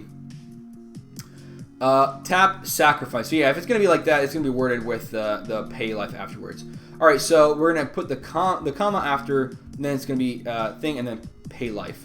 And actually, we don't even need to say all this stuff. We can just say we're paying 1 mana, and then that's it. So we can say here either the comma or the space, comma, space are optional. Well, actually, hold on a second. It's all this that's optional. We can go ahead and put all this into one big thing here. So that's all optional. If we have a comma, then obviously we don't have to worry about that. But if it's not a comma, then we only want to have one of those. We don't want to be paying 2 or more mana. So let's see if we can make a token for 1 mana in a deck like this. It is too complex, it says. We can get rid of Mariette because we've already looked that all up. Let's try now. Maybe we can find it this time. Okay, no. Let's get rid of all these things except for create. And then that way we can search up amass and populate afterwards. We can just get rid of those things pretty easily. Alright, so animation module, Drakehaven, and Skywise Teachings. So Skywise Teachings does not work. We're not going to be discarding cards with Drakehaven, and then obviously the animation module, we already talked about why we can't use that one. So now we've got to go up to 2 mana. to go for that. Animation module, I kind of wonder, though, if we could use that in a way that works with Tezzeret. Let me see here. We go for Tezzeret. We get the animation module. Can we do anything that allows us to turn Grimgrin online? I don't think so. Is there another artifact that can untap Grimgrin and keep it untapped? So let me take a look at this. Let me see if I can find an artifact. So we definitely want to be looking for things that are artifact CMC less than 5. So these are all the cards we can find when Tezzeret comes down immediately. Let's look for things that say Vigilance, because maybe there's one thing that has a Vigilance and it says untap, because that would be kind of cool. We can give all creatures have Vigilance, tap all untapped creatures that player controls that didn't attack this turn. Well, that's not going to do anything for us, because that's never going to untap our commander, because it's only tapping down the untapped creatures, and Vigilance doesn't really matter. Yeah, so that's not going to work here. Is there anything else that can allow us to untap something every turn? Let's just look up this. CMC 5, and we're going to say for untap. Enters the battlefield tapped under your control, untap it, so we can have our commander come into play untapped. But that doesn't seem that great. Creature with power 3 or more don't untap. We can tap things down, untap an artifact, untap target artifact or creature. That's not going to be that great, though. Tap target creature. This doesn't untap itself. This is not that easy. If there was one way that we could have something that comes down and it does the untapping, it doesn't actually make tokens, but it allows us to untap things, that would be kind of neat here. Let's do that. So untap, and then we're going to say here either creature, permanent, zombie, or warrior. So that should get us everything that we're looking for. Okay. Alright, so we've got artifacts here that we can use. We can untap something for 3 mana. That is kind of a lot. So this says untapped. I actually want to put a space after untap because I don't want to be looking for untapped. I want to look for untap. This is when it enters. This is a 3 mana ability. This is a 3 mana ability, 3 mana ability. This one does not have a tap ability, so we can't actually untap Grimgrin with it. This is whenever a creature dies, we untap it. So Thorn by Staff does actually kind of work. I kind of like that one. Yeah, that sounds pretty good. What else can we grab, though? Untap target attacking creature. We have to attack first. That's not going to be as easy for us to do. This requires us to pay 2 mana. This requires us to pay 3 mana. Untap target creature. So this is 1 mana. That's certainly better than Thorn by Staff, which we would have to have a creature dying before we can untap it. But if we're having a creature dying anyways, it's not going to be helping us at all. So I like 1,000-year elixir here. I think that's the one we're going to go for. That is one thing that we can grab with Tezzeret that would allow us to 1,000-year elixir. That would allow us to untap Grimgrin by searching that up here. And if we actually want to find, should be coming up. Let me try it this way. I think sometimes the spaces affect the searches here. Yeah, MTGO does not have a very lenient searching capability. So we can add in the 1,000-year elixir. Now we've got to drop one thing. I think actually Kel's 5-fixer, because it can give indestructible to itself, we can actually include it as a card draw spell. That's not going to be a problem because we're going to be paying 1 mana, no problem. Sacrificing creatures are happening all the time, so I feel pretty okay with that. Although we're only drawing 1 card off of that, the fact that we can give it indestructibility when something happens, if someone would target it or something along those lines, that makes me feel pretty happy about that. So yeah, we're looking pretty good here. I know Mindlock Orb does have the non-bow with our tutors, but the fact that we're going to be playing no tutors in our ramp or mana base because we're not green, I feel okay with having just 3 cards that work with that. If we were playing white or something, and we're playing a lot of equipment here, obviously, then we'd have so many equipment tutors, we really could not be playing Mindlock Orb. But the fact that we're playing Tezzeret, we can actually grab it with that, so it kind of helps us find that a little bit more easily, too. Alright, so we're doing pretty good. Now we just got to do kind of the simple stuff here. We don't have to use Scryfall after this. Now it's just the simpler things. Let's go ahead and go to our list here. Again, if you haven't seen these lists, they're definitely very, very helpful. We're going to start off with the mass answers, because black definitely has a lot of those. So we're going to grab a few of those here. Alright, so we are playing blue and black, so we're not going to be able to play Mutilate or Engulf the Shore. Both of those are specific to monocolor decks. Let me just take a look here. I want to get rid of all the white cards, and then we can kind of avoid everything there. It would be nice to get rid of the red cards as well, but we'll just skip over them. So these are the creatures. Black Sun Zenith is a bit expensive for not a whole lot of benefit, especially that it also puts minus counters on our commander, so giving it persist will not actually matter, or undying, because if we have enough -1/-1 counters that would kill our commander, and it's got +1/+1 counters on it, the way that the state-based actions actually work is they'll get stacked in a way that you'll have both +1/+1 counters and -1/-1 counters on it when it dies. So the dying state-based effect actually gets checked first before the +1 and -1 counter effect gets checked. Curse of the Swine, we want to try to go for things that will destroy rather than exile, but we'll keep that in mind if we actually want to use that one. Up to this point, we actually haven't added anything in. These are all red here.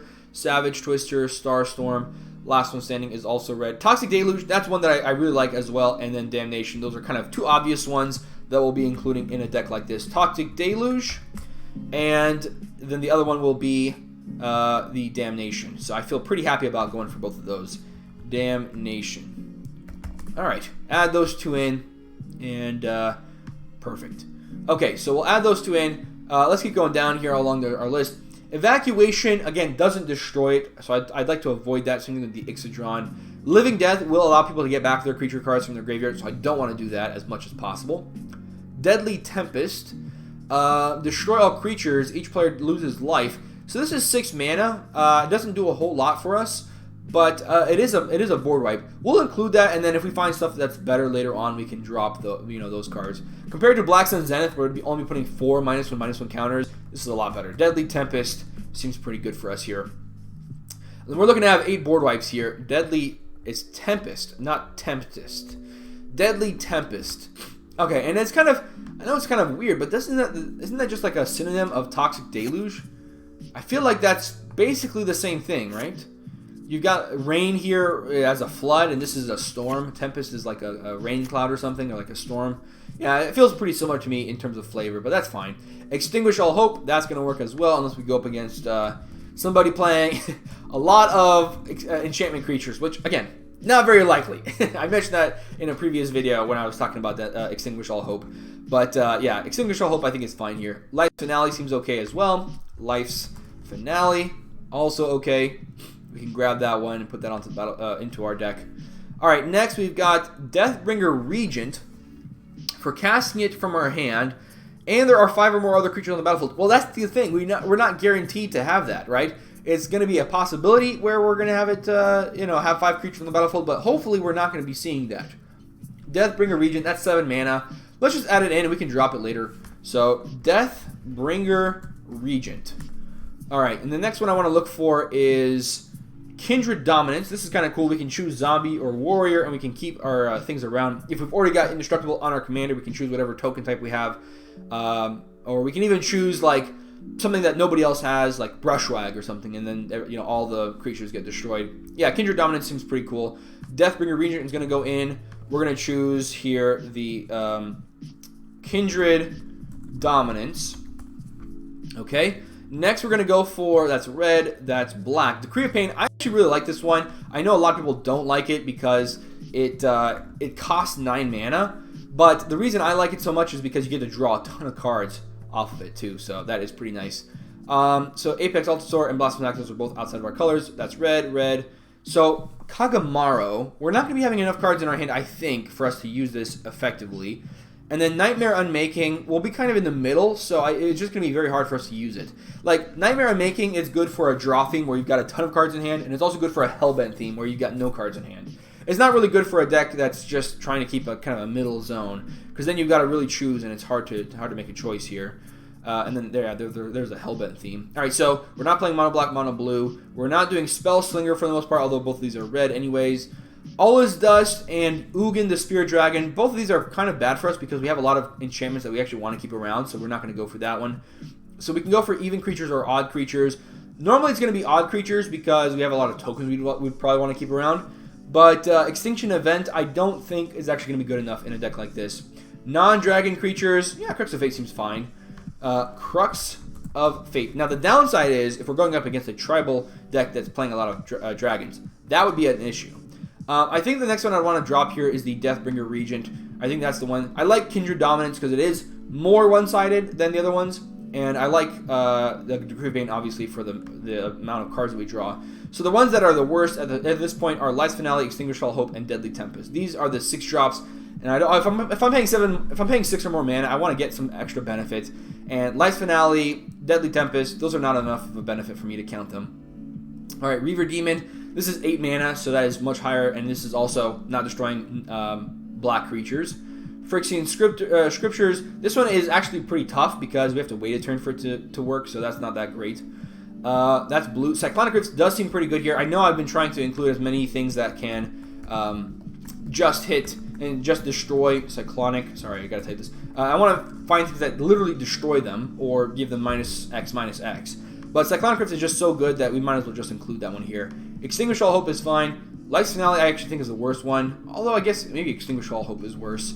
Alright, so let's see what else we can find. Cyclonic Rift, Gaze of Granite is green. Oblivion Stone is 8 mana. Plague Boiler. Boom Pile I like because it is only 4 mana here. So Boom Pile. Boom Pile. And I think the one I'd like to get rid of here is Life's Finale. At least that Deadly Tempest can make opponents lose a lot of life as a result. So let's take a look if we can find one more board wipe here that is good. Nevinyrral's Disc is tapped. Pharaoh's Vault is not that great.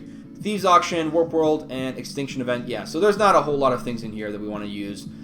But yeah, I like the ones we've got right now. Deadly Tempest does seem like the best 6-drop option because it allows us to make our opponents lose life equal to a bunch of creatures if they happen to have them. If they don't have them, then we're really not doing anything different than the other cards we had. Life's Finale, like we're not playing Reanimate in this deck, and I don't think we should be because we're playing so many board wipes to try to take advantage of the fact that Grimgrin is a control-based build that we're not going to be using that. Especially if we're trying to go for a blue-black Reanimator build, we'd be going for the Scarab God. That would be what we're trying to do. But instead, we're going for the control side of this, where we're going with Grimgrin. We're trying to do a lot of board wipes, a lot of spot removal, and a lot of stuff like that. So we're going to go ahead and get rid of the board wipes here and go back to a 100-card deck. And let's go ahead and drop these cards. Yep, there we go, 99. So next is going to be spot removal. We've got a list for that as well. All right, so we're making pretty good timing here. It's a little bit over an hour. And so it is going to be just as long as my previous episode that I did making that Experiment Crage deck. If you haven't seen that one, or not making it, but doing a tweak on that Experiment Crage deck. If you haven't seen that one was a lot of fun too. Alright, so let's take a look at targeted answers now. Now we do have blue, so we can include a few counter spells. And I would like to include them, not a ton, but I do want to include a few, because I think those are going to be pretty helpful here. So what do I want to uninclude? I think I'm going to uninclude the white ones. Although I guess we could technically go for black. Let me do this here. Why don't I do this? We're going to go for, we're going to sort it by color, because there's not that many cards in this list that I'm going to be overwhelmed with what we've got here. Yeah, black's got 27, blue's got 21. That's pretty easy for us to look through. And then gold's only got 28. So I'm going to go for blue here. I can start off with these. Counter Squall gets rid of non-creatures and makes somebody lose 2 life. Drown in the Lock. I guess that could also be pretty helpful. Warped Physique we're not going to be able to use. These other ones we're not going to be able to use. Incubation. Okay, so we've got Counter Squall and Drown in the Lock. I don't think either one of these are really that great. Although, you know what, in a way, Drown in the Lock is kind of nice because it's modal. You know, if we want to get rid of a spell, we can do that. If we want to get rid of a creature, it's worth it there too. Counter Squall does not have that additional benefit. So for right now, I think Drown in the Lock is going to be the first one I'd like to include here. Drown in the Lock. Let's start off with that one. And I apologize for some of those skipped frames. We haven't had any problems up to this point, which is kind of nice. I've been enjoying that one. So let's go ahead. We've got Drown in the Lock added. Let's go ahead and start off with the blue here. So in terms of counter spells, I would like to include up to 2 counter spells that don't actually have the ability to get rid of creatures. So Drown in the Lock does not count here. But other than that, I would like to include just 2 creatures, or sorry, 2 counter spells in this deck. And I think the 2 best ones that we can think of are going to be let me see where it's at here. Fierce Guardianship, I think, is going to be one of them. And then the other one I'd like to include is Mana Drain. So we'll go ahead and add those 2 into the deck here. Fierce Guardianship. Now, these are both pretty expensive cards. And by pretty expensive, Fierce Guardianship, if I remember correctly, is like $40. And then the other one's like over $100. So these are both pretty expensive. If you want to go for something that's a little bit more budget-friendly, which I think most of the deck has been pretty budget-friendly up to this point. I mean, obviously, Demonic Tutor, Vampiric Tutor, Tezzeret, those might be pretty expensive.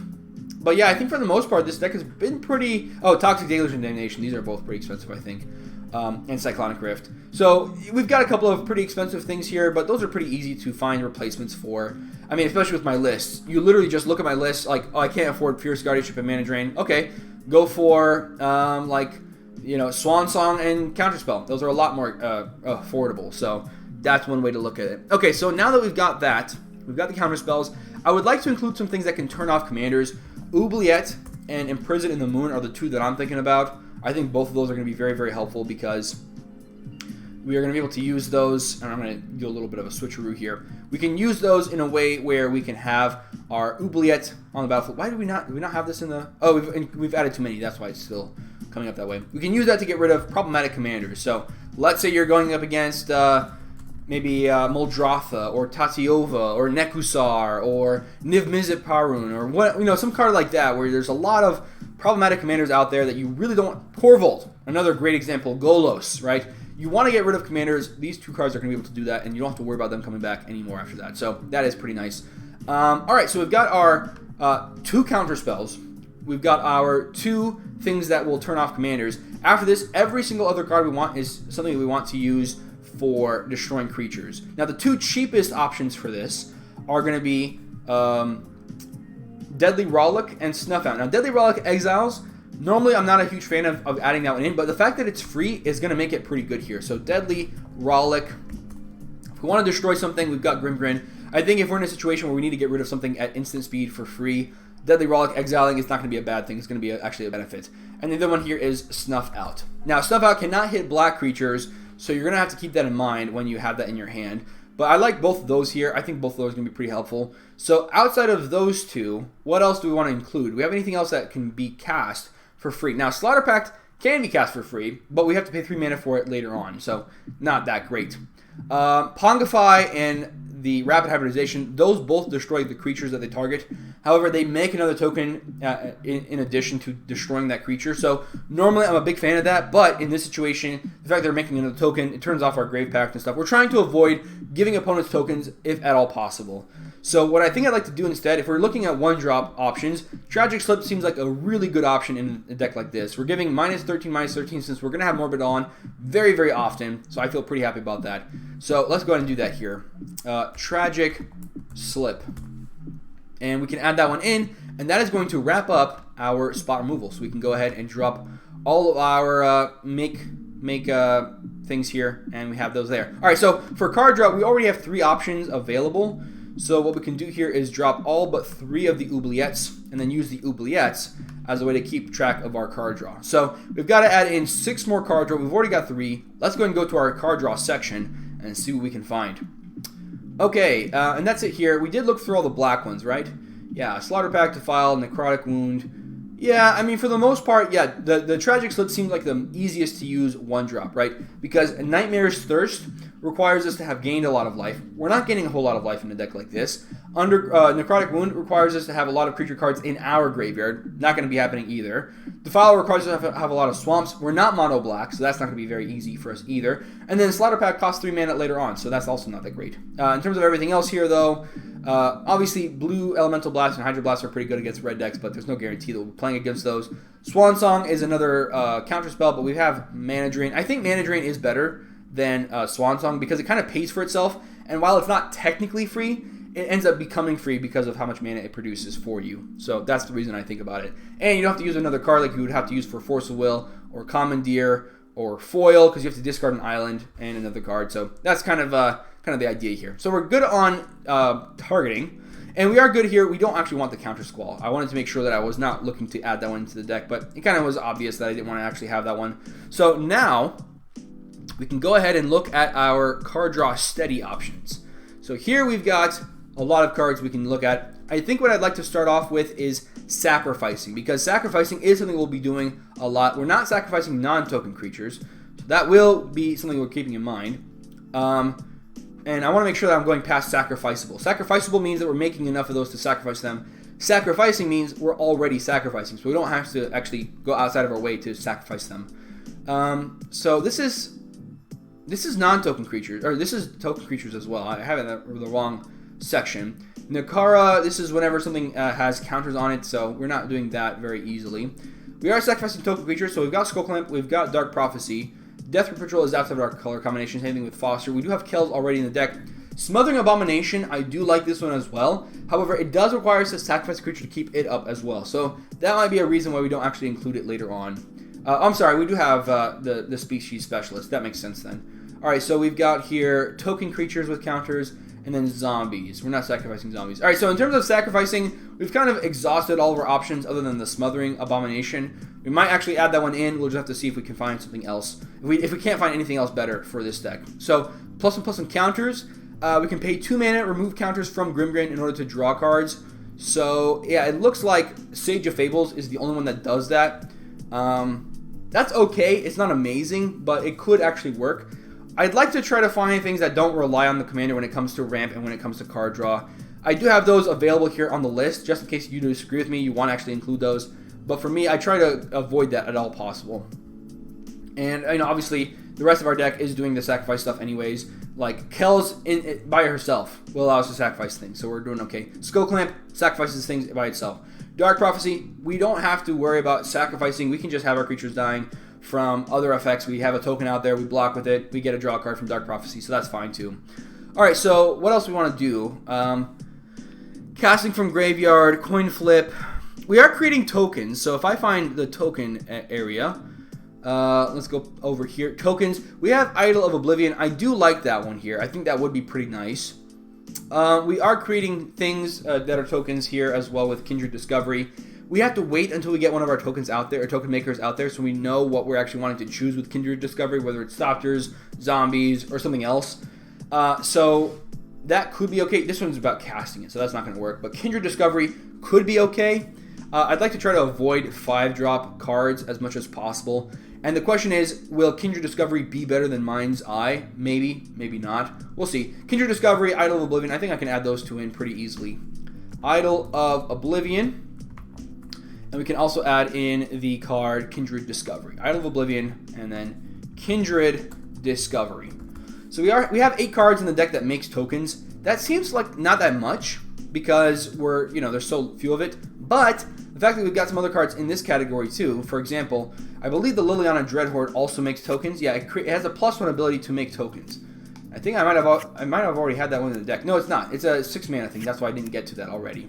Additionally, we've got Grave Betrayal, can make non-token creatures, so we can sacrifice things to that. Same thing with the Limb Duel. So we've got a couple of other cards that can do stuff similar to what we're already doing. But for right now, we're going to be okay. Now, Tezzeret also kind of counts for grabbing things. We can actually go for the +1 to untap mana if we have the mana we need, and then go for the Mirror Turbine afterwards. So that is also kind of cool. Alright, so Idol of Oblivion, going to be fine. Kindred Discovery is going to be kind of cool too. So let's keep going down. Tribal... we've got Heirloom Blade, but I don't think we're going to be able to use that very helpfully. Tribal Allies, Tribal Beasts, Tribal Dragons, Druid, Dwarves, Elementals, Merfolk. Yeah, the specific tribals we'll not be able to do, but like open tribal, that is an option for us. Graveborn Muse can allow us to get down our commander and then start drawing additional cards from that. But yeah, with all of our board wipes, I'd like to try to avoid creatures at all possible. Obviously, Skull Clamp is fine because we're putting on other creatures, and Kel's is fine because it's going to be able to give itself indestructibility. But for right now, we're going to try to avoid, creatures. And I think that's another reason why we'd like to avoid the card I was talking about earlier, the Smothering Abomination. So we'll keep those 2 cards in the back of our mind, but I think we'll be able to find enough cards here. So let me just take a look through all the categories. I've already looked through this first section, I believe. Equipment. We don't have enough equipment that it matters. Both of these are mono white anyways. Discard, yeah, it doesn't really seem like it's going to be very helpful for us. We do have the Thopter Spy Network, where we can attack with those Thopters, but I don't know if we can count on that to be our card draw, because there's not a guarantee that we'll have the Thopters available for us to use when we have Grimgrin already wanting to be attacking and things like that. So let's take a look past the Evasiveness, Exploration, Fighting, Flashing, Flash Burn, Flash Enchantments. Let's start here from the bottom. We're going to go past the sacrificable stuff. Strategy independent stuff. I do like Mystic Remora. I like Insight. I like Friction Arena, and I like Ristic Study. So we can at least add in those 4 cards immediately. Mystic Remora. We can add that one in. And I know a lot of people have been looking at Insight, have been thinking, okay, that's not that great for us, but I do actually like it for us. I think it is actually a good card in a deck like this. We can go ahead and get that down, and then if there's nobody playing green, that's also a pretty good benefit for us as well. So Mystic Remora, Ristic Study, Phyrexian Arena, and then lastly, we've got the Insight. Now, I could add in the card, what's that card called? Underworld Connections, but currently, I think that card is worse than the other options we've got. Now, unfortunately, there's a lot of things here that come up with Insight. Found the one we're looking for. So now the question is, Can we find anything that's better than what we've already grabbed? Like Kindred Discovery, with the token makers that we've got, we can draw 1 card every turn from that. I do think that Mind's Eye is better, and I think also better than Mind's Eye is Underworld Connections. So let me take a look to see if there's anything better than Underworld Connections here. So Insight, Friction Arena, Ristic Study, Runic Armor Sword is not in our colors, same thing right there. Underworld Connections is nice. Verity Circle? This is only opponent's creatures. Kumena, Mangara, Oracle's Vault, Outpost Siege, Psychic Possession. Now, Psychic Possession I do like, because it is going to be, like, if we can get it onto an opponent that's already drawing cards, we're going to be doing a lot of card draw as a result. So Psychic Possession, I think, is going to be good in this deck. Psychic Possession, that is a card that I think is better than the Kindred Discovery. If opponent's drawing, 2 cards per turn or 1 card per turn, hey, man, we got Psychic Possession allowing us to draw those additional cards too.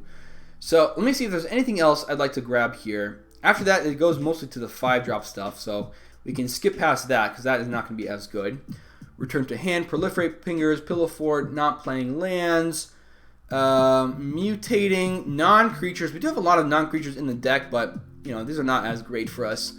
Morphing, more dying opponents than opponents, monocolored, life gain. Yeah, most of these things don't appear to be that helpful for us. Green creatures, good stuff.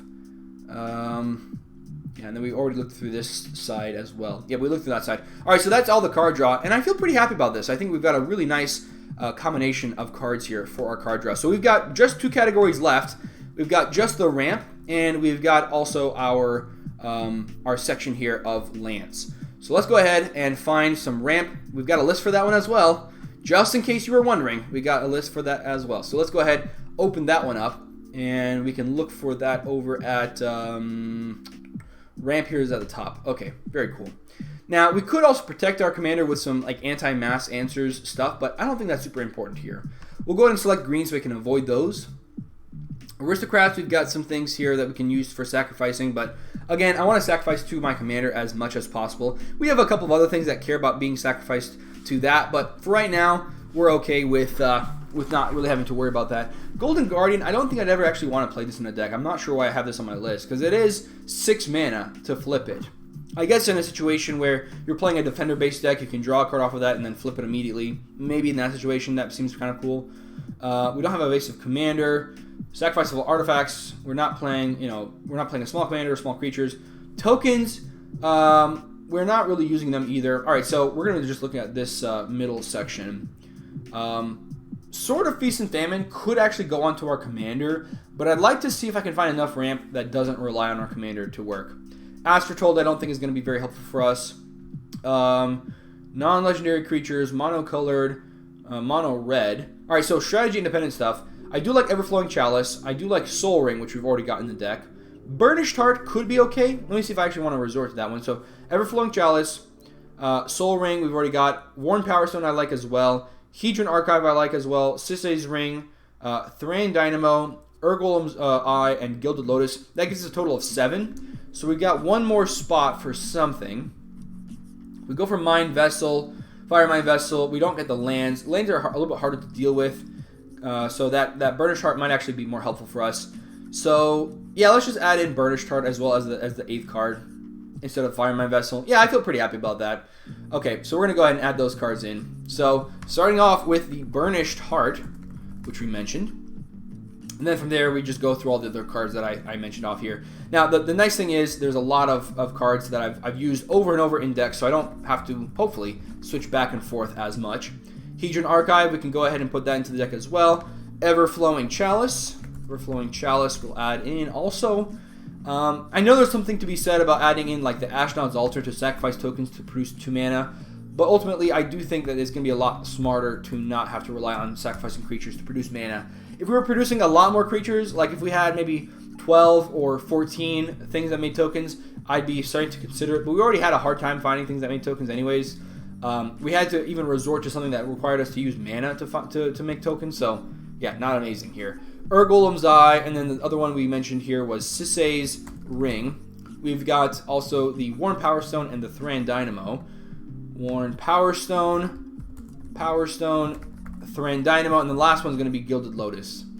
Worn Power Stone, Gilded Lotus, and then lastly, Threatened Dynamo. So you're seeing a lot of artifacts over here. Pretty helpful with our Tezzeret if we ever want to tutor up Ramp, which normally we wouldn't want to, but there might come a time where we need to actually tutor up Ramp with Tezzeret. Being able to go 5 mana, grab my Threatened Dynamo, that seems pretty good. If we want to go for Tezzeret, -3, get a Worn Power Stone, that also seems pretty nice as well. So yeah, that's it for that one. So we can go ahead and remove all the Ramp here, remove it out of the deck, and go on to our next category, our final category, which is going to be Mana Base.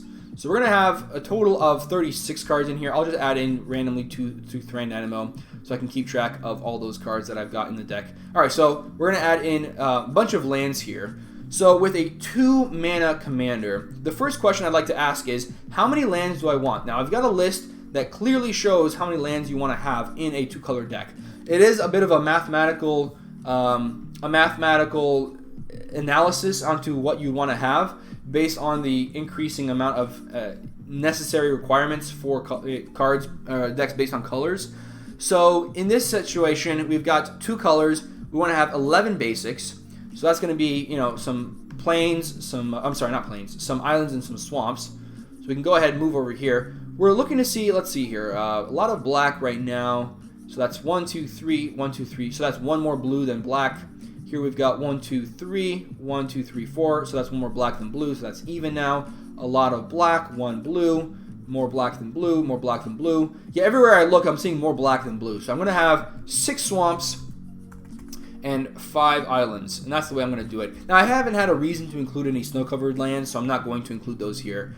So let's go for the snow-covered swamps is going to be something we'll skip over, but we're going to go to the regular swamps. So we'll add in 6 of these, so we can add 4 of those, and then add another 1 here. So it does get put into the wrong category, unfortunately, but we do get to move it over pretty easily as a result. So 6 swamps. Let's go for them islands. We're going to put in here basic, because that should pull up the basic islands. Hopefully. Yeah, there we go. Basic islands. We'll go ahead and add 4 to the deck and then add 1 more. And we can move those 4 islands into our category here. Alright, so we've got the basics done. Those are out of the way. We've got to avoid fetch lands because we have Mindlock Orb in the deck. So let's go ahead, pull up Dimir, and find out what options we do have. So we've got Watery Grave. I do like that one. Underground Sea is pretty cheap online, so we'll include that one to the deck as well. If you have another card that you like better, obviously include that one. But this is a very expensive card, $468. So if you don't have that one lying around, just happen to have it, then obviously don't include it. But there's other options that you can include also. So Watery Grave, Underground Sea, we'll go ahead and include those 2. Watery Grave and Underground Sea. Both of these enter in untapped if you want them to. So that's both, you know, very nice effect of it there. And then the next thing we'll be wanting to do here is the Underground Sea. And what I might do here is just make it a little bit easier to see when I'm going to be done with all of the mana base. What I'm going to do is I'm going to subtract all this out. And then from there, I'm going to put that into a new category so that it doesn't get factored in. So Temple of Silence, all these get dropped here. And then what I'm going to do is I'm going to move all of these into this category. So now I know this is the last 21 cards of my mana base are going to go over there. So that should be pretty good, pretty cool. All right, so next we need is so we're going from the bottom here. Tainted Isle and Sunken Ruins. Both of these are probably okay. Tainted Isle and Sunken Ruins. We can add both of these in here. So Tainted Isle, Sunken Ruins. And since we are playing a 2-color base deck, I think some of the utility lands that I'd like to include are going to be pretty obvious. Urborg is going to be one that we'll definitely want to include. So that one we can obviously have here, Urborg. We've got also the ability to have Cabal Coffers. Cabal Coffers. We can include that one in the deck also. And we can actually include the Talaria West. I know it's got... The reason I'd want to include it here is because of the fact that we can use it with Transmute to find either one of those 2 cards. But we've got Mindlock Orb, so why would we want to include a Transmute card? The fact that we can play it as a land when we have the Mindlock Orb on the battlefield without having to transmute it makes it pretty useful for us. So that's kind of a nice little effect. We get to have an additional tutor without having to, you know, use up a card slot on it. So that's kind of nice here. So Talaria West. Then we also want to have Scavenger Grounds. That's another important one for us to grab. Scavenger Grounds. Now we've got already 1 utility land in the deck already. We've got the Field of the Dead, and in a way you can kind of count Sol Ring as a utility land as well, since it's not producing 2 colors of mana or as a basic. So we've got 2 right now. We've added in 1, 2, 3, 4. So that's 6 total. I believe I'm allowed to have more utility lands than that. So I can have 8 utility lands here. So I can add 2 more in. I'd like to add in Myriad Landscape. That's not going to count as a utility land because it will actually fix some of our colors. However, maybe one reason we don't actually want to include that is because of Mindlock Orb. We could include it though, have it enter as a land. Yeah, I think that's fine. We can still count it as a color fixing land because we're not going to be having that often enough where it matters. The ones I like to add in as the final 2 utility lands are going to be Vesuva and Thespian Stage. And the reason I actually want to go for that here is because sometimes someone will do a lot of work to get a land, onto the battlefield. Whether it's a Gaia's Cradle, maybe there's other things out there. You'll always find that if you can just copy something your opponent has, sometimes you don't have to do all that work. And especially that there's a lot of cards from Ixalan, which they have to flip a non-land card into a land that's really, really good on the backside. That allows us to take advantage of that with Thespian Stage and Vesuva. So those are going to be the last 2 utility lands that I'm going to want to include. Now, you can include other ones if you have other ones in mind that you think would be pretty nice. But I found I've always enjoyed playing these. Sometimes you get lucky where if you've got a Thespian Stage on the battlefield and someone plays, or you've got it in your hand rather, somebody plays out the Dark Depths, you can play out the Thespian Stage, copy their Dark Depths, and get a 20/20 indestructible flying on the battlefield. Nice little token Mariette Lage. But for right now, that's going to be it. So the rest of this deck is going to have to be color fixing. The reason I want to have so much color fixing is because there's a lot of cards of varying different color and color weights. Like we're looking at Dark Prophecy. That's a lot of mana for that one, so definitely want to be trying to include as much ways to produce blue and black mana as I can. So Thespian Stage, Vesuva, both of those are in here. And you know what? These actually can kind of count as color fixing because we can copy some color fixing from our opponents. So that's also pretty cool. So yeah, we still have room for 2 more utility lands. I don't even know what I'd want to include here. Maybe some token maker ones. That would be pretty nice. We'll definitely take a look here afterwards to find some lands that produce tokens, just to have that as an additional benefit. So let's keep looking at our Dimir options. We've got Sunken Ruins. Sunken Hollow is a little bit harder to use, especially without fetch lands here. Reflecting Pool is nice. So that's the first one. And then, let's see here, Morphic Pool. Reflecting Pool, Morphic Pool. So we can just look up Pool. Grab both of those Pool cards. So let's play some Pool and get those 2 cards for us. Morphic Pool here, and then Reflecting Pool. Not bad. Okay, and then after that, so we've got Morphic Pool, some more fetch lands. Fabled Passage is also a fetch land in a way. Drowned Catacomb I like, and Dark Water Catacomb, so I like both of those. We can actually search up Catacomb and find both of those cards with one search. So Dark Water Catacombs and Drowned Catacombs right there. All right, so we can get both of those. Now, I know you might be looking at Dark Water Catacomb and say, ugh, that looks kind of bad. But if you've got an island and a swamp on the battlefield, you can then allow your Dark Water to tap for either one. So if you've got 2 of those lands, in fact, if all you have is a colorless land out there, you've got both of your colors with this one land, so that's pretty nice. Dark Slick Shore, Command Tower, I think both of those are pretty cool. I wonder how many things in Magic say shore. Probably not a whole lot, right? I would hope not.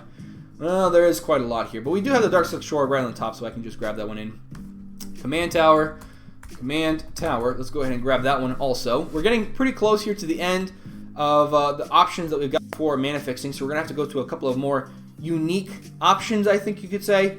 Yeah, Choked Estuary. I think I am going to add in Choked Estuary and the Sunken Hollow, because at least with those 2, you have a potential possibility for them to enter in untapped. So Choked Estuary, I think it was. Let's just put in Choked. We can grab that one, and then the other one was the Sunken Hollow, I believe it was. Sunken Hollow, we can add that one in. And then we got a little bit of room here for color fixing, so what else we want to add in? I'm going to go for the Temple of Silence. So we want to add in that one. We want to add in, oh, I'm sorry, not Temple of Silence. Temple of, I think it's Temple of Deception, if I remember correctly. Temple of Deception. Let's take a look here, see if that's the one. Nope, it's not Temple of Deception. Let's just put up Temple of and see if we can find the blue-black one pretty quickly. And so we need to add in 2 more here. 2 more cards for blue and black production. So why don't we do this here? So Temple of Malice, Melody, Mystery, Deceit. Here we go. I was close. Deception, Deceit. Those 2 words are very, very similar. So what I'm going to do here, now that I can go back to Scryfall, I'm going to look for things that are exactly blue and black.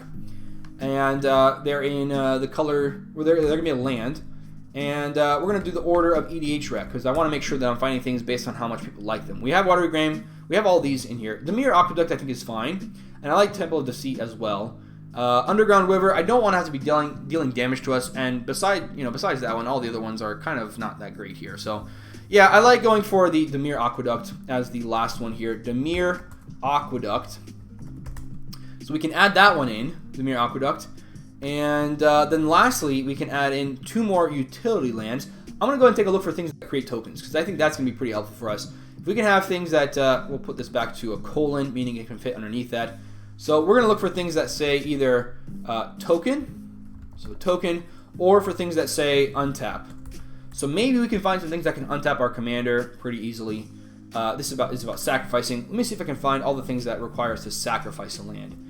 I'm going to go ahead and search here. Zombie, creature, warrior, permanent. Alright, and that's we'll add that one in here. Now we're also looking for, let me put here token also.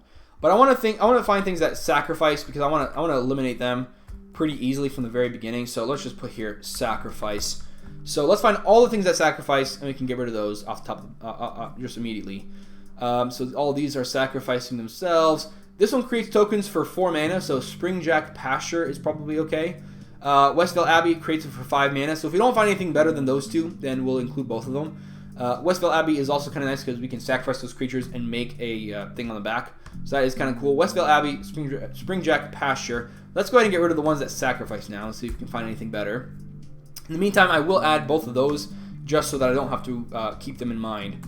And then, obviously, I could potentially forget them. I do that pretty often here. So Springjack Pasture, and then the last one here is going to be Westvale Abbey. And now let's take a look to see if we can find anything better in terms of those 2 lands. So we find here Field of the Dead. We already have that one in the deck. We've got this one's when it dies. This is when it dies.